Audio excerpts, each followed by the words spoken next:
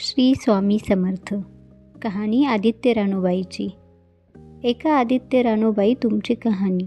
आटपाट नगरात एक ब्राह्मण होता. त्याला सूर्यनारायण प्रसन्न झाले. भाग्यलक्ष्मी आली. तेव्हा राजाच्या राणीनं ब्राह्मणास बोलावू धाडलं. ब्राह्मण जातेवेळेस भिवू लागला, कापू लागला. तेव्हा राजाच्या राणीनं सांगितलं की भिवू नका, कापू नका. तुमच्या मुली आमच्या येथे द्या. आमच्या मुली गरीबाच्या तुमच्या घरी कशा द्याव्या? दासी कराल, बटकी कराल?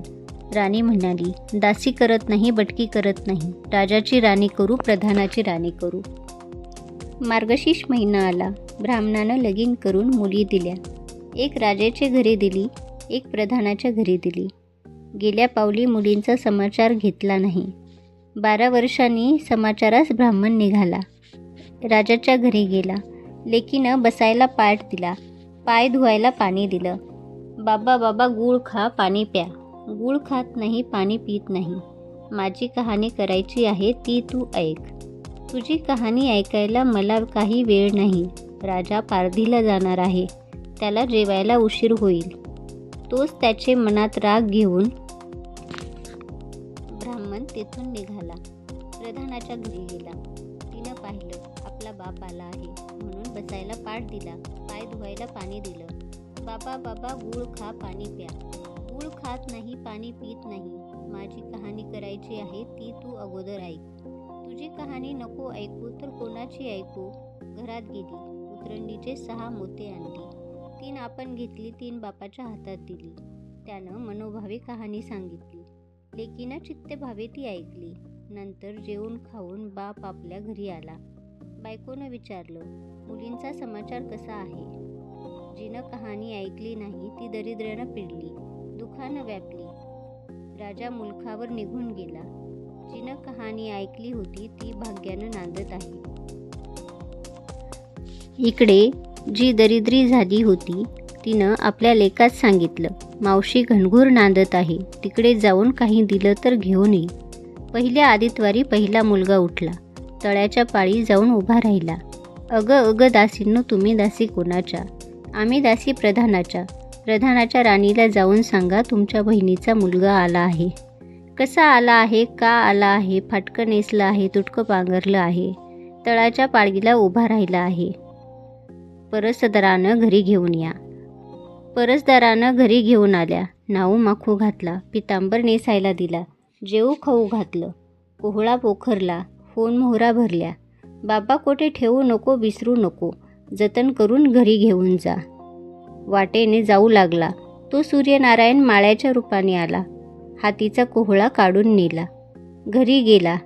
आईने विचारलं, काय रे बाबा, मावशीनं काय दिलं? दैव दिलं, कर्माने सर्व नेलं. कर्माचं फळ पुढं उभं राहिलं. मावशीने दिलं होतं पण ते सर्व गेलं. पुढं दुसऱ्या आदितवारी दुसरा मुलगा गेला.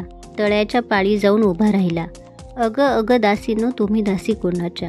आम्ही दासी प्रधानाच्या. प्रधानाच्या राणीला माझा निरोप सांगा. त्यांनी सांगितला. मग प्रधानाच्या राणीनं त्याला घरी नेऊन नाऊ माखू घातला, पितांबर नेसायला दिला, जेऊ खाऊ घातला, काठी पोखरून होन मोहरानी भरून दिली. बाबा कोठे ठेवू नको, विसरू नको, घरी जतन करून घेऊन जा म्हणून सांगितलं. वाटेत सूर्यनारायण गुराख्याच्या रूपाने आले. हातची काठी काढून घेतली. घरी गेला. झालेली गोष्ट राणीला सांगितली. दैव दिले पण सर्व कर्माने नेलं. पुढे तिसरे आदितवारी तिसरा मुलगा गेला. तळ्याच्या पाळी उभा राहिला.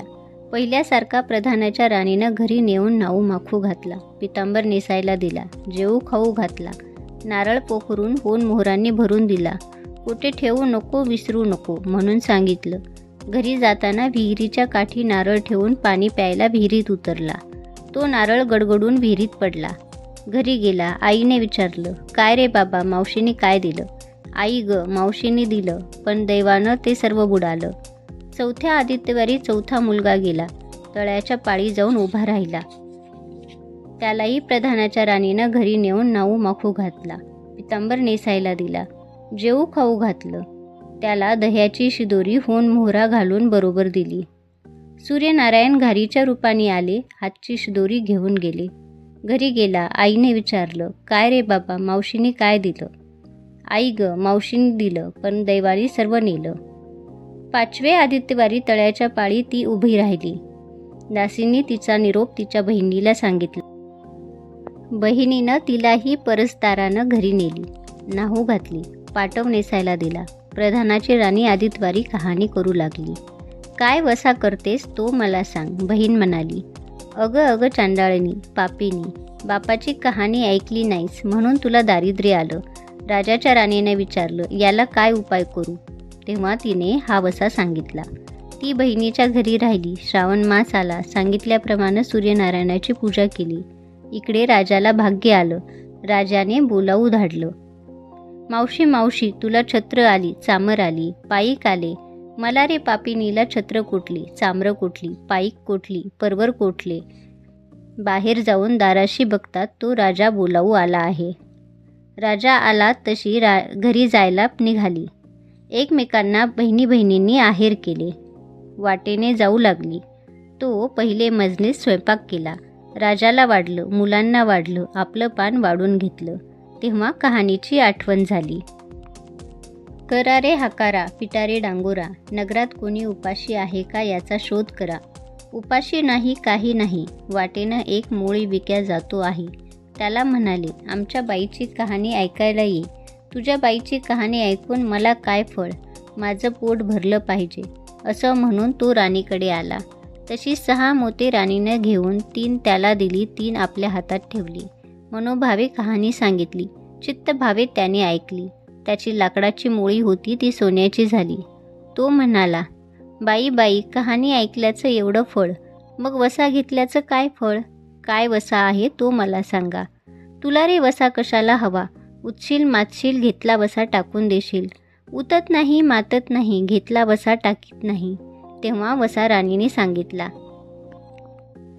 पुढे दुसऱ्या मजलेस गेली. स्वयंपाक केला. राजाला वाढलं, मुलांना वाढलं, आपलं पान वाढून घेतलं.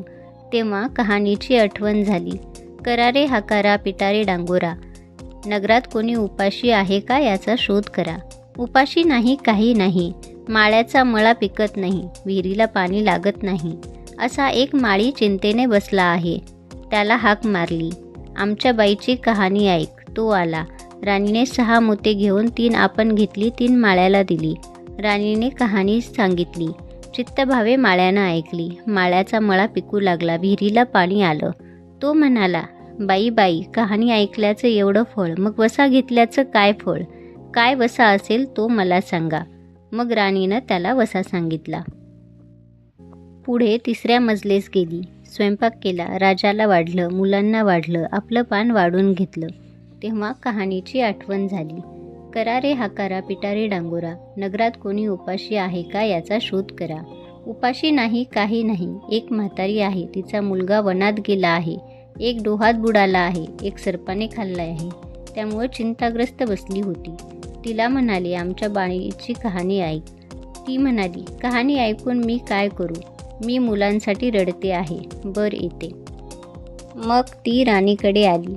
राणीनं तिला पहिल्याप्रमाणे कहाणी सांगितली. तिनं चित्तभावे ऐकली. तिचा मुलगा वनात गेला होता तो आला. डोहात बुडाला होता तो आला. सर्पानं खाल्ला होता तो आला. ती म्हणाली, बाई बाई, कहाणी ऐकल्याचं हे फळ, मग वसा घेतल्याचं काय फळ. काय वसा असेल तो मला सांगा. मग राणीनं तिलाही वसा सांगितला. पुढं 4थ्या मजलेस गेली. स्वयंपाक केला. राजाला वाढलं, मुलांना वाढलं, आपलं पान वाढून घेतलं. तेव्हा कहाणीची आठवण झाली. करा रे हाकारा, पिटारे डांगोरा, नगरात कोणी उपाशी आहे का याचा शोध करा. उपाशी नाही काही नाही, काना डोळा मासांचा गोळा, हात नाही पाय नाही, असा एक मनुष्य रस्त्यामध्ये होता. त्याच्या अंगावर तांब्यावर पाणी ओतलं. पालता होता तो उलथा केला. 6 मोते होती. 3 त्याच्या बेंबीवर ठेवली, 3 मोते आपण घेतली. राणीने मनोभावे कथा सांगितली. ती त्याने ऐकली. त्याला हात आले, पाय आले, देह दिव्य झाला. तो म्हणाला, कहाणी ऐकल्याचं एवढं फळ, मग वसा घेतल्याचं काय फळ. काय वसा आहे तो मला सांगा. मग राणीनं त्यालाही वसा सांगितला.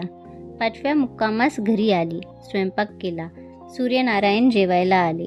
7 दरवाजे उघडले. लोहगंगाळ पाणी तापलं. षड्रस पक्वान जेवायला केली. सूर्यनारायण जेवणास बसले. त्यांना पहिल्या घासास केस लागला. ते म्हणाले, अगं अगं, कोणा पापिनीचा केस आहे. राजाच्या राणीला 12 वर्ष दारिद्र्य आलं होतं. तिनं आदित्यवारी वळचणीखाली बसून केस विंचरले होते. काळं चवाळं डोईचा केस, वळचणीची कडी, डाव्या खांद्यावरून वेशी बाहेर टाकून दे. राजाच्या राणीला जसा सूर्यनारायणाचा कोप झाला तसा कोणाला होऊ नये. ब्राह्मणाला, मोळी विक्याला, राजाच्या राणीला, माळ्याला, म्हातारीला, काना डोळा मासांचा गोळा इतक्यांना जसा सूर्यनारायण प्रसन्न झाला तसा तुम्हा आम्हा होऊ. ही 60 उत्तराची कहाणी 5 उत्तरी सफळ संपूर्ण.